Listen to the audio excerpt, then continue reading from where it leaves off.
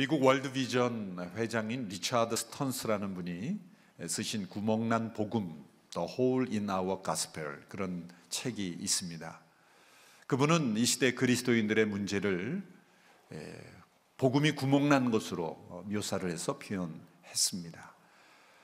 우리가 예수 그리스도를 믿고 하나님과의 새로운 개인적인 관계에 하나님의 자녀로 들어섰지만, 그러나 이 세상과의 새로운 관계, 변화를 우리가 맺어가지 못한다면 우리의 믿음은 구멍난 믿음이라는 것입니다. 우리가 받은 이 구원이 나만의 구원, 우리만의 구원으로 여겨진다면 우리가 받은 구원의 이 복음은 구멍난 복음이 되는 것이다 라는 것이죠. 하나님은 이 세상을 사랑하셔서 이 세상을 위한 대속제물로 그 아들을 주기까지 희생했는데, 우리가 이 세상의 문제에 대해서 무관심하다면, 교회 안의 복음으로만 가두어 둔다면 우리가 믿는 복음은 구멍난 복음이 된다는 말씀입니다. 예수님께서 너희 안에 하나님의 나라가 있다고 말씀하셨지만, 우리 안에만 하나님의 나라를 가두어 둔다면 이 온 세상 속에 이루어져야 될 하나님의 나라에 대한 관심이 없다면 우리가 믿는 복음은 구멍난 복음이라는 것이죠. 예수님은 우리 안에 있는 그 하나님의 나라가 점점 전해지고 전해져서 온 세상 가운데 주의 나라가 확장되기를 기대하고 계십니다. 선교 헌금 작정으로 우리가 새해 첫 주일을 함께 하나님 앞에 올려드리는 것은 우리가 받은 구원이 나만의 구원이 아니고, 우리가 받은 복음이 교회 안에 갇히는 복음이 아니라 온 세상을 위한 복음, 온 세상 사람들을 위한 구원으로, 나를 먼저 구원하시되 나를 통하여 이 세상 속에 흘러가기를 원하시는 이 하나님의 기대, 하나님의 소원을 우리가 함께 품는 시간이라고 믿습니다. 오늘 본문에 세례 요한에게 복음의 기쁜 소식이 임했습니다. 그 소식은 세상의 모든 사람들이 하나님의 구원을 보게 될 것을 바라보는 비전입니다. 오늘 본문 4절에서 6절까지의 말씀, 선지자 이사야를 통해서 기록됐던 그 말씀, 우리가 함께 다시 한번 읽어보도록 하겠습니다. 본문 3장 4절 6절입니다. 시작. 이것은 예언자 이사야의 책에 기록된 것과 같습니다. 광야에서 외치는 소리가 있다. 주의 길을 예비하라. 그분의 길을 곧게 하라. 모든 골짜기는 메워지고 모든 산과 언덕은 낮아질 것이며 굽은 길은 곧아지고 험한 길은 평탄해질 것이다. 그리고 모든 사람들이 하나님의 구원을 보게 될 것이다. 모든 사람들이 하나님의 구원을 보게 될 것이다. 이 말씀은 분명 하나님의 말씀입니다. 왜냐하면 광야에 있는 한 사람에게 임했지만 모든 세상, 모든 사람들을 향하여 나가고 있기 때문이죠. 하나님께서 한 영혼을 부르신 것은 그 한 사람만을 위한 것이 아니라 모든 사람을 위한 하나님의 구원으로 하나님은 언제나 향하고 있기 때문입니다. 모든 골짜기가 메워지고 모든 산과 언덕은 낮아질 것이다. 여러분, 이 땅에 있는 모든 산과 골짜기는 무엇을 의미하는지 아십니까? 우리는 이 산과 골짜기를 보면 사실 참 아름다워라 하나님이 만드신 이 세계라고 노래하죠. 물론 하나님의 창조의 그 열매이죠. 그러나 원래의 모습은 아닙니다. 하나님께서 창조하신 세계, 그 아름다운 세계도 있지만, 그러나 죄로 말미암아 이 땅에는 큰 홍수의 심판이 있었고, 그 홍수의 심판의 결과로 지금 이 산과 골짜기가 형성된 것 아십니까? 엄청난 대격변이 있었고 지진과 홍수와 엄청난 그러한 사건을 통해서 지금 이 산과 골짜기가 형성이 된 거예요. 높은 산과 깊은 골짜기는 인간의 죄에 대한 하나님의 심판의 흔적이라는 거예요. 골짜기가 메워지고 모든 산과 언덕이 낮아질 것이다. 이것은 하나님의 심판의 결과로 인한 이 땅의 이 처참한 그러한 현실, 이 세상이 이제 회복될 것이다. 구원될 것이다. 만물이 구속될 것이다. 새로 새하늘과 새 땅이 임함으로 온전한 변화가 임할 것이다. 인간의 영혼만 구원되는 것이 아니라 이 땅의 만물이 회복되는 놀라운 하나님의 구원이 임하게 될 것이다. 우리가 받은 구원은 단지 인간의 정신의 변화 구원이 아닙니다. 온 우주의 구원입니다. 그 가운데 우리가 포함되어 있는 거예요. 이 하나님의 온 우주적인 구원, 만물의 구속, 그리고 모든 영혼들의 구원을 바라보고 있는 것 얼마나 놀랍습니까? 여러분, 우리가 받은 구원, 내 영혼만의 구원으로 우리가 가로막지 않게 되기를 바랍니다. 우리 교회만의 구원이 아닙니다. 우리 민족만의 구원이 아닙니다. 모든 열방과 모든 영혼과 그리고 만물의 구원으로 나가는 그런 우리의 시야의 지평이 넓어지는 온누리교회 모든 성도들이 되기를 주님의 이름으로 축원합니다. 하나님의 말씀이 임한 영혼은 빈들의 광야의 빈들에서 온 세상을 바라보고 있어요. 광야에 있는 한 사람에게 임한 이 말씀이 모든 사람들을 바라보고 있습니다. 왜냐하면 하나님께서 만물의 주인이시여 모든 영혼을 품고 계시기 때문입니다. 우리의 마음속에 모든 영혼을 품을 수 있다면 우리 이웃도 품을 수 있는 것입니다. 물론 거꾸로 이웃을 품어야 모든 영혼을 품을 수 있다고 말하지만 우리의 마음을 하나님의 마음으로 모든 영혼을 품고 모든 세상을 품는 자가 된다면 우리 이웃과 그리고 내 주변에 있는 모든 사람들도 품을 수 있게 되는 것입니다. 오늘 본문은 세례 요한이 하나님의 말씀을 받고 전파하기 시작된 때를 역사적인 인물들과 함께 아주 자세하게 소개하고 있습니다. 1절 2절의 말씀을 보시면 제가 읽겠습니다. 디베르 황제가 다스린 지 15년 되던 해 본디오 빌라도가 유대 총독으로 헤롯이 갈릴리 분봉왕으로 헤롯의 동생 빌립은 이두레아 드라고니 지방의 분봉왕으로 루사니아가 아빌레네 지방의 분봉왕으로 안나스와 가야바가 대제사장으로 있을 때 하나님의 말씀이 광야에 있는 사가랴 아들 요한에게 내렸습니다. 자, 요한에게 하나님의 말씀이 임한 때를 설명할 때 그 당시에 로마의 황제, 그 당시에 유대 지역을 다스리고 있던 여러 분봉 왕들의 이름을 열거하고 있습니다. 왜 이렇게 장황할 정도로 그 당시에 통치자들의 이름을 열거하고 있는 것일까요? 세례 요한에게 하나님의 말씀이 임한 사건과 그 당시에 통치자들이 세상을 통치하고 있는 그것을 서로 대조하고 있는 것이죠. 이걸 통해 무엇을 보여준 것입니까? 하나님의 말씀이 역사 속에 임한 그 시대는 너무나 악한 시대였다는 거예요. 여기에 나오는 인물 중에 악하지 않은 인물이 없어요. 디베리오는 시저 중에서 세 번째 시저, 12명의 시저 중 세 번째죠. 탐욕과 방탕과 잔혹한 사람이었습니다. 이 사람의 이름이 제일 먼저 나왔다는 것은 그 시대가 얼마나 악했다는 것을 보여주는 거죠.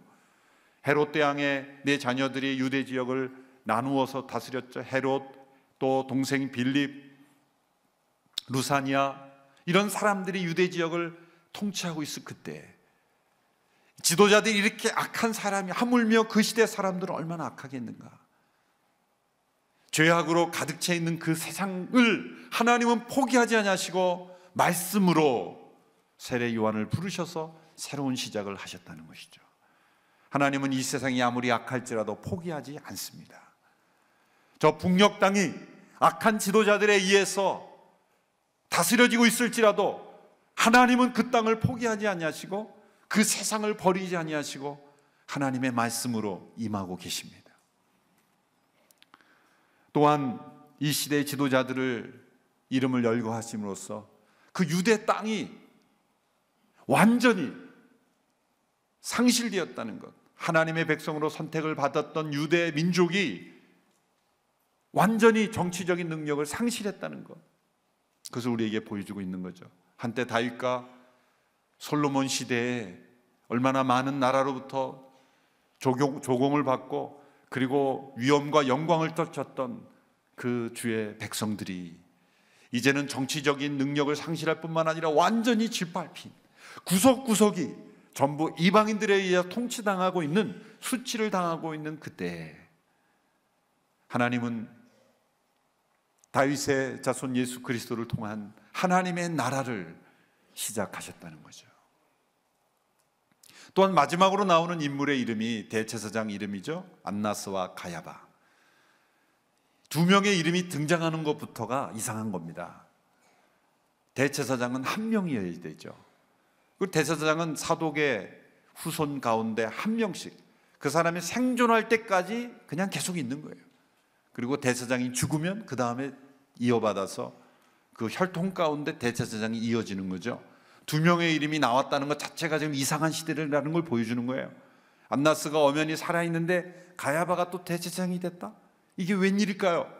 로마는 지극히 종교적인 유대 사회를 정치적으로 통치하기 위해서 이 대제사장들을 이용한 것입니다. 그래서 율법이 정한 대로 이루어지지 않고 대제사장이 엄연히 살아있는데도 새로운 대제사장을 임명한 거예요. 가야바를 임명한 겁니다. 엄밀히 말하자면 안나스는 해임된 것에도 불구하고 유대 백성들은 안나스도 대제사장이라는 것을 부인할 수가 없었죠. 그래서 대제사장이 두 명이 된 거예요. 그래서 예수님이 먼저 누구에게 신문받았습니까? 안나스에게 먼저 끌려갔잖아요. 그러나 로마가 인정하는 대제사장은 가야바였던 겁니다. 그뿐만이 아닙니다. 로마 시대에 26년 동안 28명이나 되는 대제사장을 서로 교체한 거예요. 대제사장을 계속 로마 제국이 바꿈으로써 하나님의 율법을 유린하고 그리고 그 백성들을 통치하고 있었던 그 시대. 또 대제사장들도 정치 권력의 도구가 되어버리고 시녀가 되어버린 그런 시대. 하나님의 진리를 증거하고 또 불의에 항거하는 대제사장이 아니라 정치 권력의 도구가 되어버린 그런 시대였으니 영적으로 얼마나 어두움의 시대였겠느냐라는 것을 우리에게 보여주고 있는 것입니다. 하나님은 이런 세상, 정치, 종교, 모든 시대, 가장 암흑의 시대, 겉으로 볼 때 로마 제국은 흥왕해였고 너무나 찬란한 문명을 자랑한다고 세속 역사가들은 말하지만 영적으로는 어두운 그런 시대에 하나님의 말씀이 빈들에 있는 광야에 있는 요한에게 임했다는 것이죠. 이 세상의 통치자들이 세상을 변화시킬 수 없다는 것입니다. 하나님의 말씀이 이 세상을 변화시킨다는 거예요. 이 세상의 그런 정권, 권력이 세상을 변화시킬 것 같지만 씨앗처럼 작게 임한 한 영혼의 빈들에 있는 광야의 빈들에 있었던 한 영혼의 임엔 이 하나님의 말씀의 씨앗이 세상을 변화시킨다라는 거예요. 이 하나님의 말씀은 요한이 광야에 있을 때 임했습니다. 하나님의 말씀이 임한 자리는 종교 행사가 가득한 예루살렘 성전도 아니었고, 그리고 그 당시에 정치 권력자가 머물렀던 헤롯 왕궁도 아니었습니다. 사람들이 찾지 않는 광야의 빈들, 그 빈들에 있는 요한에게 임했던 것입니다. 하나님께서는 이 어둡고 타락한 세상을 구원하시기 위해서 오랜 동안 광야에서 하나님의 사람을 준비하셨죠. 누가복음 1장 80절에 보면 이 세례 요한이 광야에서 자라난 삶을 이렇게 묘사하고 있습니다. 같이 한번 읽어보겠습니다. 시작. 그 아기는 자라면서 영이 강건해졌고 이스라엘 백성들에게 공개적으로 나타나는 날까지 광야에서 살았습니다.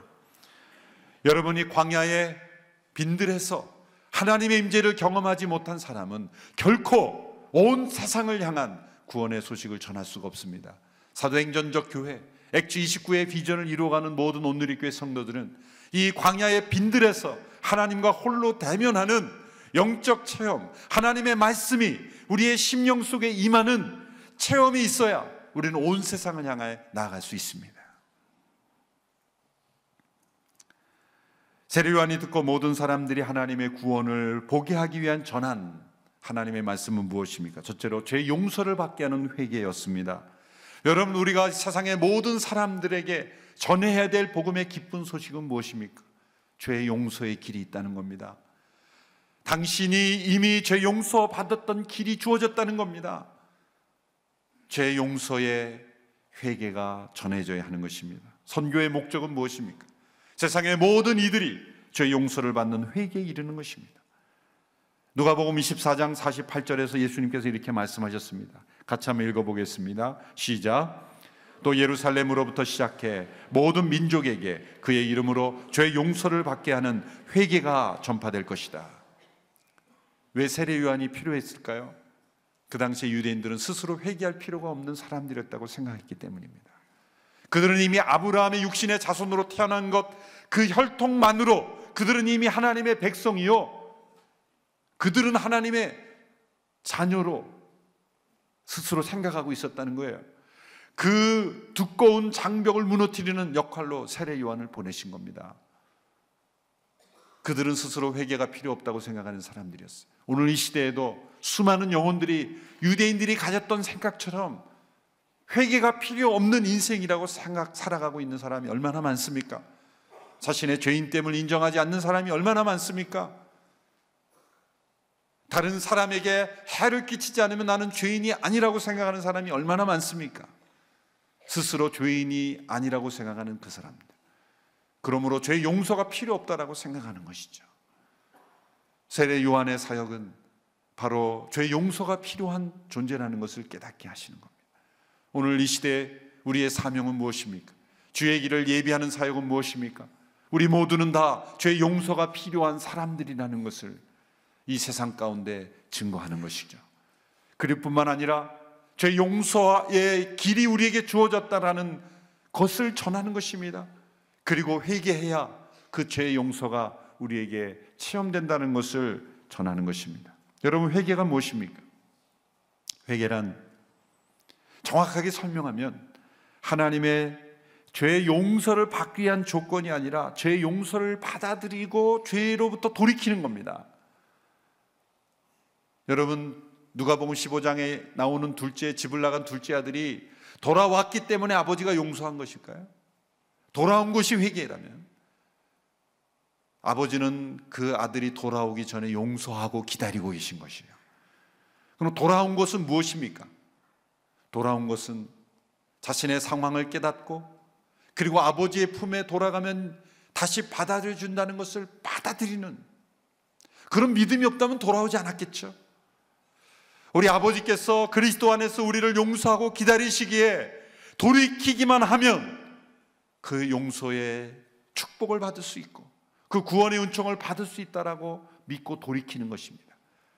그러므로 이것 또한 하나님의 은혜인 것입니다. 하나님의 은혜인 것입니다. 회개 이전에 일어나야 되는 일이 있습니다. 그게 거듭남의 중생이죠. 회개함으로 거듭나는 게 아니라 거듭났기 때문에 회개하는 것입니다. 우리 영혼 속에 하나님의 성령의 임재가 없다면 우린 진정한 회개는 불가능한 거예요. 그래서 회개는 두 종류가 있어요. 첫 번째는 뭐냐면 형벌이 두려워서 스스로 뉘우치는 그런 회개. 사실 진정한 회개가 아니죠. 벌 받기가 두려워서 하는 회개. 그러나 진정 성령으로 하는 회개는 죄가 싫어서 하나님 앞에 내가 하나님을 대적했기 때문에 뉘우치는 회개. 이 진정한 회개입니다. 회개란 죄를 토해내는 겁니다. 살아있는 사람은 그 몸 안에 불순물이 들어오면 그 불순물을 토하기까지 계속해서 몸이 가만히 있지 못하죠. 토해내는 것, 이것이 회개입니다.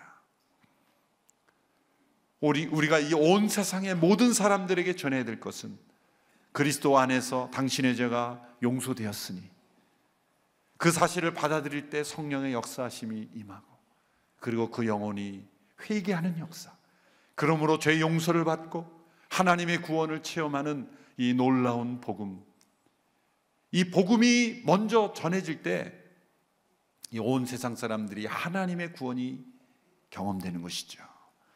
그러나 이 기쁜 소식이 전해지기 위해서는 먼저 나쁜 소식이 먼저 전해야 돼요. 그래서 로마서 3장에 보면 이 하나님의 믿음으로 말미암는 의를 전하기 전에 1장 2절에서 모든 사람이 얼마나 심각한 죄인이요 그 죄에 대한 하나님의 진노와 심판이 있다는 것을 먼저 말씀하고 있는 것입니다. 그런데 이 요한이 수많은 사람들에게 죄 용서를 위한 회개의 세례를 베풀 때 세례 받으러 오는 사람들에게 요한이 독수를 퍼붓는 장면이 나옵니다. 7절에서 9절의 말씀을 보십시오. 우리 같이 읽습니다. 시작. 세례를 받으려고 찾아온 사람들에게 요한이 말했습니다. 독사의 자식들아, 누가 너희에게 다가올 진노를 피하라고 하더냐. 회개에 알맞은 열매를 맺으라. 속으로 아브라함이 우리 조상이다 라고 말하지 말라. 내가 너희에게 말해두는데 하나님께서는 이 돌들로도 아브라함의 자손을 만드실 수 있다. 도끼가 이미 나무 뿌리에 놓여 있다. 그러므로 좋은 열매를 맺지 않는 나무는 모조리 잘려 불 속에 던져질 것이다. 세례를 받으러 온 사람에게 이렇게 요한이 심한 말을 퍼붓는 걸까요? 그들의 마음속에 이런 의식이 있었기 때문입니다. 우리는 아브라함의 자손이다. 그러면 왜 세례를 받으러 왔을까요? 그들은 형식적인 세례, 그 당시에 유대인들에게 있었던 그 세례, 종교적인 의식만 행하면 그들은 이미 구원이 필요 없는 하나님의 자손이요 백성이라고 생각했던 그 영적 교만이 있었기에 세례 요한은 그들에게 독서를 퍼부으면서 그들의 실상을 보게 하는 거죠. 너희가 이 형식적인 세례를 받는다고, 이 세례통에 들어왔다 나왔다고 너희들이 구원받을 것이라고 생각하느냐? 아니다. 진정한 회개가 있어야 된다. 진정한 죄로부터의 돌이킴이 있어야 된다. 그리고 하나님의 진노를 두려워하는 그런 두려움 가운데 있어야 한다. 종교적 세례만으로도 구원받을 수 있다고 생각했던 그 당시에 수많은 종교에 익숙한 사람들이 세례 요한은 그 껍데기를 벗겨내고 진정한 하나님의 구원을 전파한 것입니다. 둘째로 세례 요한이 듣고 모든 이들이 하나님의 구원을 보게 하기 위한 하나님의 말씀은 무엇입니까? 회개에 합당한 열매를 맺으라는 거죠. 이 열매라는 단어가 중요합니다. 열매는 억지로 만들 수 있는 것이 아니죠. 씨가 심겨지고 생명이 있으면 자라나는 것이 열매예요. 맺어지는 것이 열매예요.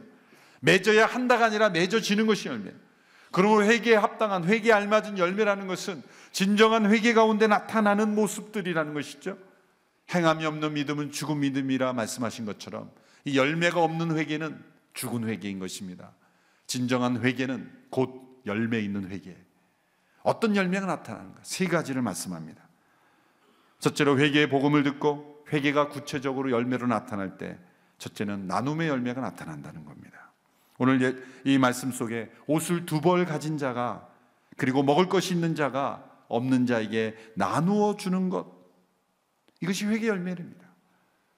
이 나눔의 열매, 여러분 복음이 온 세상에 전해짐에 있어서 나눔이 없이 복음이 전해지는 적이 없어요. 나눔이 있어야만 복음이 전해진다는 거 말하는 게 아니라 복음이 전해지는 모든 곳에는 나눔의 열매가 반드시 나타났어요. 사도행전 2장에서 자기의 것을 자기의 것으로 여기지 않고 함께 나누는 나눔의 역사가 일어났죠. 복음이 전해지는 곳마다 배고픈 자에게 그보다 조금 더 있는 사람들이 나눔의 역사가 있었죠. 꼭 부유한 사람만의 나눔이 있지 않았습니다. 조금이라도 더 있는 사람, 이 말씀에 2벌 있는 자가 없는 자에게 나눈다는 거예요. 수십 벌, 수백 벌이 있는 자가 나눈다는 것이 아니라 이 자발적 나눔의 역사, 이것이 회개와 동반해서 나타나는 거예요. 내 속에 자발적 나눔의 열매가 있는가? 이것이 바로 모든 사람이 하나님의 구원을 보게 되는 역사에 있어서 회개하고 죄 용서받은 자에게 나타나는 삶의 열매인 것입니다. 두 번째는 정직의 열매입니다. 오늘 보면 3장 12절에 보면 세리들도 세례를 받으러 와서 물었다 그랬죠. 우리 같이 한번 읽어보겠까요? 시작.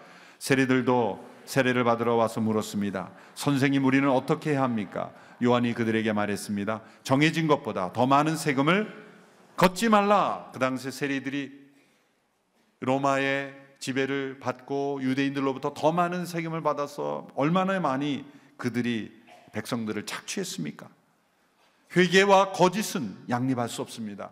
회개란 거짓을 토해내고 거짓을 내쫓는 것이기 때문입니다. 복음이 전해져도 거짓된 사회가 고쳐지지 않는다면 복음의 영광은 나타나지 않는 것이고, 그리고 회개 역사가 나타나지 않은 것입니다. 복음이 전해지는 곳마다 거짓이 떠나가고 정직한 사회로 변화되는 것, 그것이 바로 모든 사람들이 하나님의 구원을 보게 되는 역사와 함께 나타난다는 것입니다. 정직의 열매. 우리가 복음을 땅끝까지 증거하는 우리의 모든 성도들의 삶 또한 정직한 삶으로 변화되어가는 역사가 있게 되기를 축원합니다. 세 번째로 정의의 열매입니다. 정의의 열매.